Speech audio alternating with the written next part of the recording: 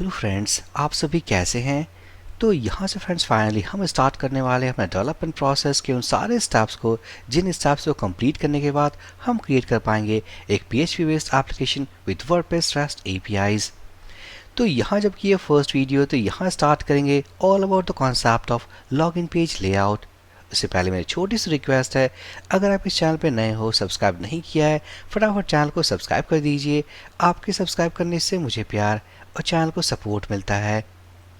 तो पिछले वीडियो में फ्रेंड्स हमने देखे थे कुछ बेसिक कॉन्सेप्ट ऑफ कोडइग्नाइटर वर्जन 4, जिस कॉन्सेप्ट के थ्रू हमने अपना फर्स्ट प्रोग्राम एग्जीक्यूट किया था।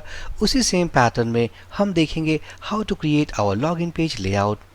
सो फर्स्ट थिंग फर्स्ट, हम जाएंगे अपने ऐप फोल्डर के अंदर, कंट्रोलर्स के अंदर, ओपन करेंगे लॉगिन कंट्रोलर डॉट PHP।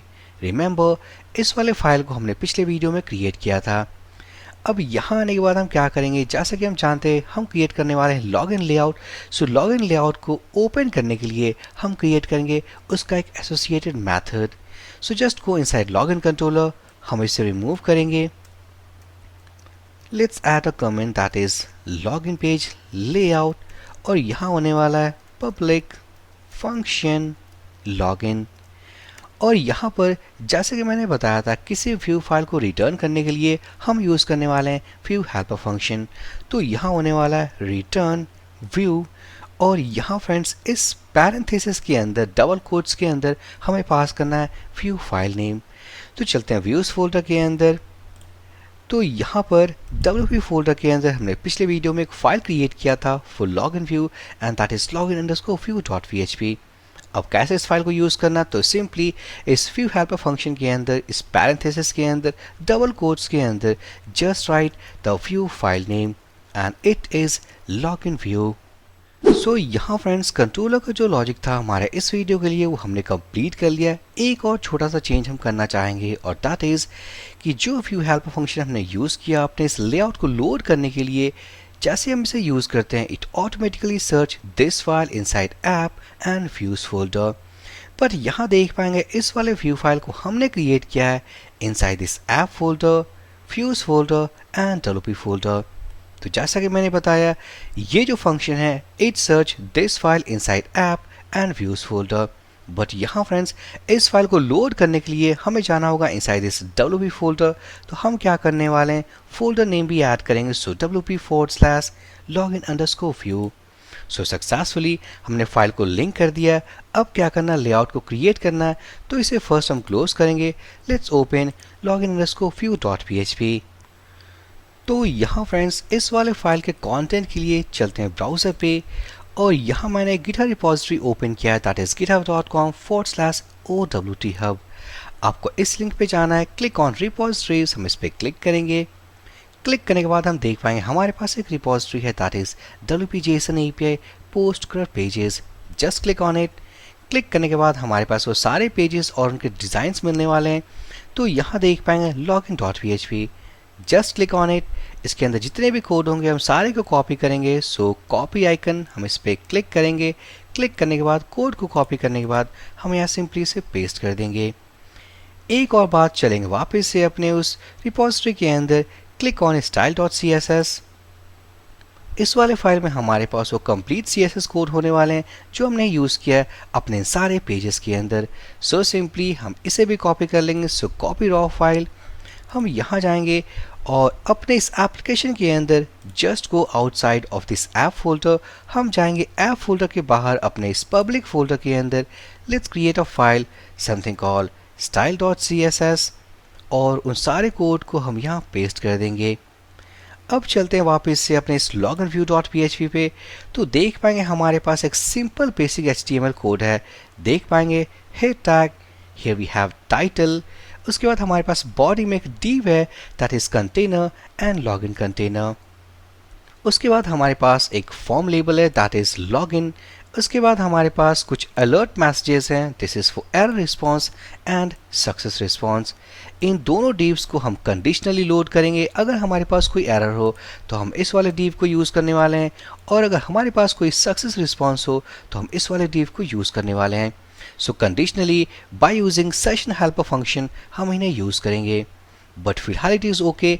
अब हमारे पास एक फॉर्म टैग है, हम देख पाएंगे method equals to post action equals to submit URL, एक स्टैटिक वैल्यू है। हम यहाँ पर अपना वो यूआरएल देंगे जहाँ फ्रेंड्स हम सबमिट करेंगे इस user name and password value को।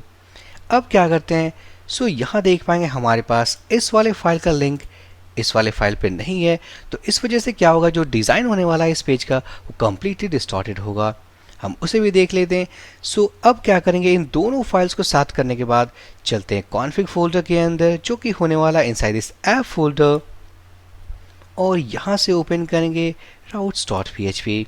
सो फटाफट से एक राउट क्रिएट कर लेते हैं। So let's add a comment line and here CRUD routes। सो यहाँ होने वाला है routes ऑब्जेक्ट हम यूज़ करेंगे get मेथड, और यहाँ होने वाला है लॉगिन, और लॉगिन राउट के लिए हम कॉल करेंगे अपने उस लॉगिन कंट्रोलर क्लास को, और वहाँ से कॉल करेंगे login method. This is our URL, ये हमारा वो कंट्रोलर क्लास है जिस कंट्रोलर क्लास के अंदर हमने लॉगिन मेथड क्रिएट किया था, और इस लॉगिन मेथड से हमने कॉल किया अपने इस व्यू फाइल को। अब यहाँ क्या करते हैं, हम इसे कॉपी करेंगे, टर्मिनल पे जाएंगे, डेवलपमेंट सर्वर स्टार्ट करेंगे। सो PHP स्पार्क सर्व, हिट एंटर, हमने स्टार्ट कर दिया है। राइट क्लिक, ओपन लिंक, और यहाँ जाने के बाद after this landing page /login, तो हम देख पाएंगे हमारे पास एक लेआउट है, but this layout is distorted, हमारे पास कोई CSS नहीं है। तो हम क्या करने वाले हैं, सो इस वाले फाइल को style.css को अब हम लिंक करेंगे विद दिस लॉगिन व्यू। तो यहाँ जाएंगे इस हेड टैग के अंदर, इस वाले फाइल को लिंक करने के हमारे पास दो ऑप्शंस हैं।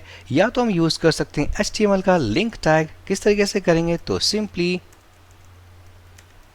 Link tag link relation equals to style sheet, और यहाँ होने वाला है लेट्स से style.css। हम सेव करेंगे, सेव करने के बाद ब्राउज़र पर रीलोड करेंगे तो देख पाएंगे here we have our login layout. अगर इसके सोर्स कोड पे जाएं, व्यू पेज सोर्स, देख पाएंगे style.css, क्लिक करते हैं। So this file is automatically coming from public folder.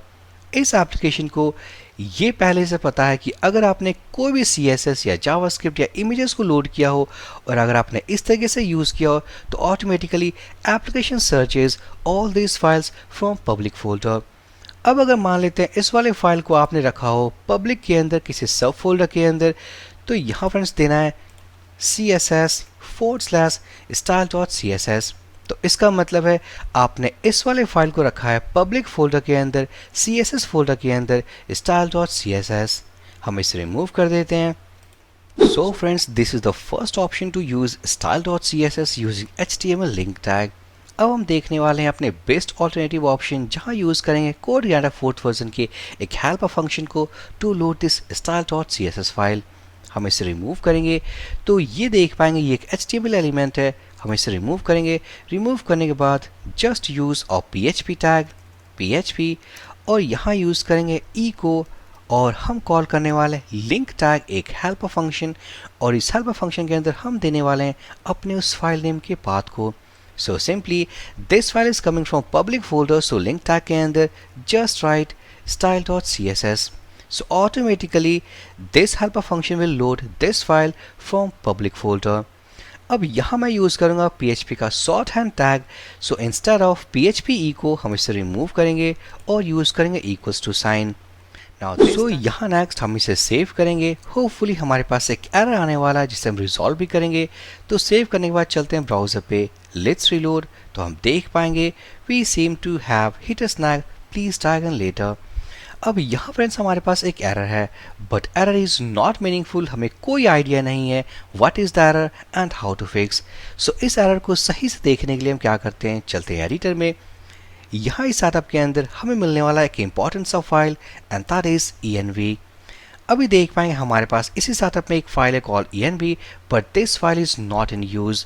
इस फाइल को यूज़ करने के लिए फर्स्ट थिंग फर्स्ट इसे रीनेम करना होगा। So from env to .env हम इसे रीनेम करेंगे। So env to .env rename करने के बाद हम इस फाइल को ओपन करेंगे। This is environment variable files, हम इसे ओपन करेंगे। ओपन करने के बाद स्क्रॉल करते हैं, यहाँ से इसे अनकमेंट करेंगे। Now this variable is in use. अब यहाँ जाने के बाद इंस्टेड ऑफ प्रोडक्शन हम करने वाले हैं डेवलपमेंट। हम सेव करेंगे, ब्राउज़र पे जाएंगे, रिलोड करेंगे तो देख पाएंगे call to undefined function link underscore tag. So यहाँ फ्रेंड्स जिस फंक्शन को हमने यूज़ किया है दिस इज़ नॉट अवेलेबल। अब हम इसे कैसे यूज़ करेंगे, तो simply this is a helper function. इस हेल्पर फंक्शन को यूज़ करने के पहले इसके हेल्पर फाइल को लोड करना होगा। सो लोड करने के लिए हम क्या करेंगे, अपने उस कंट्रोलर क्लास जिस कंट्रोलर क्लास को हमने यूज़ किया to load this file open कर लेते हैं। तो यहाँ देख पाएंगे this login controller is using a parent controller called base controller. अब क्या करेंगे, जो call to undefined link tag वाला जो हमारे पास एरर है उस एरर को रिजॉल्व करने के हमारे पास काफ़ी सारे ऑप्शंस है। या तो उस हेल्पर को हम यहीं लोड कर दें, या फ्रेंड्स जो बेस्ट ऑप्शन होता है अपने पेरेंट कंट्रोलर क्लास के अंदर हम उस हेल्पर को लोड करेंगे। उस हेल्पर को हमने लोड कर दिया तो लोड करने के बाद ऑटोमेटिकली जितने भी फंक्शंस हमने उस हेल्पर के यूज़ किए automatically those functions will be available. तो हम क्या करेंगे, अपने इस कंट्रोलर क्लास के इस पेरेंट कंट्रोलर के अंदर जाएंगे, दैट इज़ बेस कंट्रोलर, जो कि मिलने वाला है हमें ऐप कंट्रोलर्स फोल्डर के अंदर ही। अब यहाँ जाने के बाद हम स्क्रॉल करते हैं अपने इस बेस कंट्रोलर क्लास में तो देख पाएंगे here we have helpers array.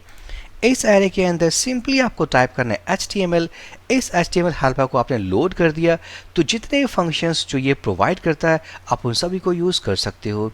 सो यहाँ तक फ्रेंड्स सब कुछ सेव करने के बाद चलेंगे ब्राउज़र पे, रिलोड करेंगे तो देख पाएंगे एरर हैज़ गॉन।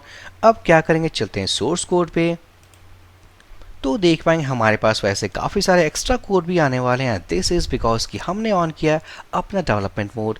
तो क्या करेंगे, अगर इन एक्स्ट्रा कोड को रिमूव करना है तो simply from this .env development की जगह हम यूज़ करने वाले हैं production mode. Just save this file, go and reload. अब यहाँ देख पाएंगे हमारे पास एक HTML टैग है that is link tag href relation and type. But यहाँ फ्रेंड्स हमने यूज़ किया एक लिंक टैग हेल्पर फंक्शन। तो बिहाइंड द सीन क्या हुआ, जिस हेल्पर फंक्शन को हमने यूज़ किया ऑटोमेटिकली इट हैज़ जनरेटेड और HTML लिंक टैग। सो यहाँ friends this is the complete layout of log n page. अब क्या करना है, इन एरर मैसेजेस को कंडीशनली हम यूज़ करने वाले हैं। सो उस कंडीशंस को पुट करने के पहले हम चलेंगे अपने इस लॉगिन व्यू पे।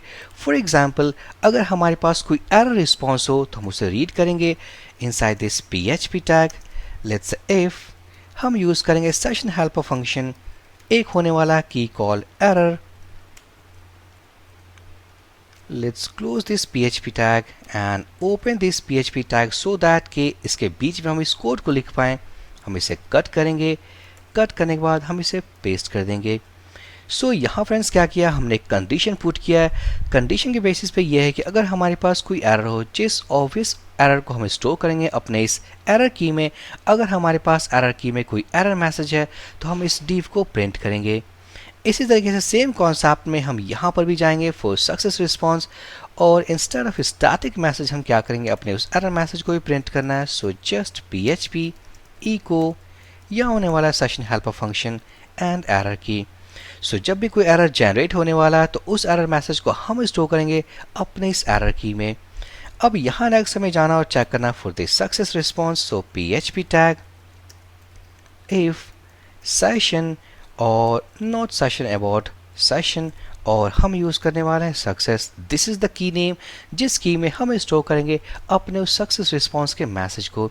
तो सिंपली इसे हम ओपन करते हैं, फर्स्ट लेट्स क्लोज हियर, हम इसे ओपन करेंगे और यहाँ जो 2 लाइन्स का कोड है, एक कमेंट और एक टैग है, हम जाएंगे और इसे पेस्ट कर देंगे। सो यहाँ फ्रेंड्स अपने उन दोनों divs को हमने कंडीशनली यूज़ कर लिया है। लेट्स कॉपी और यहाँ पर instead of error success. So finally conditional के बेसिस पे यूज़ करने के बाद hopefully this time it will not be available, हम देख पाएंगे। बट वहीं पे अगर हम कोई सेशन में कोई मैसेज स्टोर करें automatically will have all this div। एक बार टेस्ट कर लेते हैं। So let's open login controller. यहाँ जाने के बाद let's go inside this login method और यहाँ यूज़ करेंगे सेशन, हम यूज़ करेंगे set flash data method। let's store inside this error key, let's say login failed। So and here we have a spelling mistake in error, हम इसे fix करेंगे, save करेंगे इस फाइल को, just go and reload तो हम देख पाएंगे लॉगिन फेल्ड। सो सक्सेसफुली हमने क्या किया है, अपने एक एरर मैसेज को स्टोर किया है inside this session flash data. This is our key, और इस की को हमने चेक किया अपने इस व्यू के अंदर। If it is available then we have this div tag. इसी तरीके से अगर हमारे पास कोई सक्सेस रिस्पॉन्स है inside this success key, so here we have this div tag. अब यहाँ देख पाएंगे फ्रेंड्स हमारे पास एक एक्शन URL है।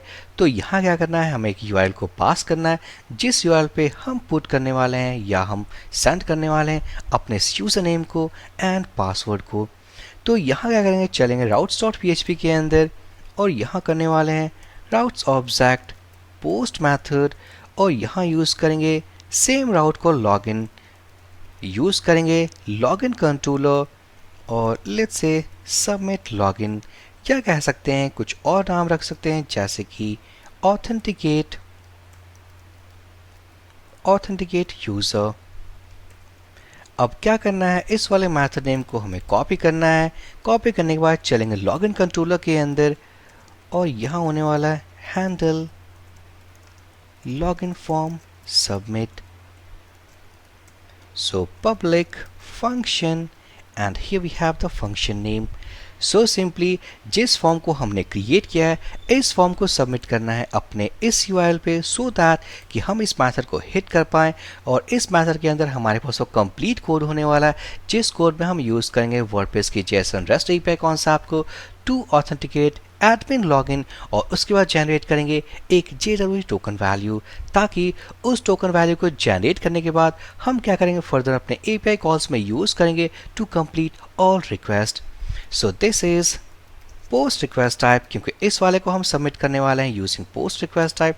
तो देख पाएंगे here we have the post. So just go inside this action attribute और यहाँ यूज़ करेंगे PHP ई को हम यूज़ करने वाले हैं base URL helper function single quotes, और इसके अंदर देंगे अपने उस URL को दैट इज लॉगिन।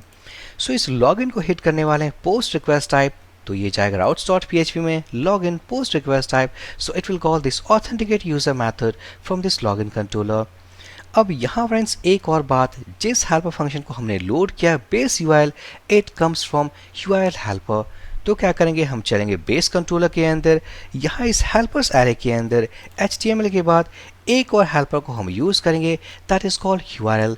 एक बार हमने इस हेल्पर को लोड कर दिया तो ऑटोमेटिकली जितने फंक्शंस ये प्रोवाइड करता है हम उन सभी को यूज़ कर सकते हैं। So यहाँ friends successfully this is the basic concept that how to create our login page layout for this interesting PHP based application. So इस interesting से वीडियो के लिए प्लीज़ वीडियो को लाइक करना, एक प्यारा सा कमेंट करना, चैनल को सब्सक्राइब करना। हम मिलते हैं अपने नेक्स्ट अमेजिंग वीडियो में। So for this video session guys, thank you for watching and have a great day.